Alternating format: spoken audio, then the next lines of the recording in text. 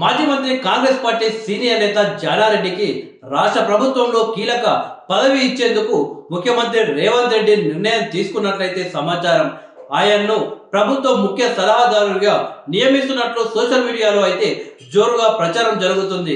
ఈ మేరకు ఈ మధ్యాహ్నం సీఎం రేవంత్ రెడ్డి అత్యవసరంగా మాజీ మంత్రి నివాసానికి వెళ్లడంతో ఈ వార్తలు గుప్పమంటున్నాయి.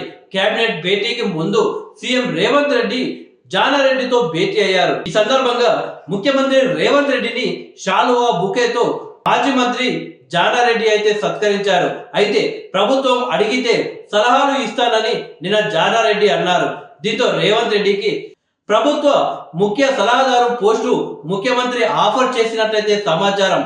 గతంలో అనేక శాఖలకు మంత్రిగా పనిచేసిన అనుభవం పట్టు ఉన్న జానారెడ్డితో సీఎం రేవంత్ రెడ్డి ఏం చర్చించారనేది ఆసక్తికరంగా మారింది. కాగా జానారెడ్డి కొంతకాలంగా ప్రత్యక్ష రాజకీయాలకు దూరంగా ఉంటూ వస్తున్నారు. తన ఇద్దరు కుమారులు చట్టసభలకు ఎన్నికయ్యారు. రఘువీరారెడ్డి నల్గొండ ఎంపీగా, దేవి రెడ్డి నాగార్జున సాగర్ ఎమ్మెల్యేగా ఎన్నిక కావడం జరిగింది. త్వరలో జరిగే ఎమ్మెల్యే కోట ఎమ్మెల్సీపై కూడా వీరిద్దరి మధ్య చర్చకు వచ్చినట్లయితే తెలుస్తుంది. నల్గొండ జిల్లాకు చెందిన ఓ సీనియర్ నేత పేరు ఎమ్మెల్సీ పదవికి జానారెడ్డి అయితే సిఫార్సు చేసినట్టు తెలుస్తుంది.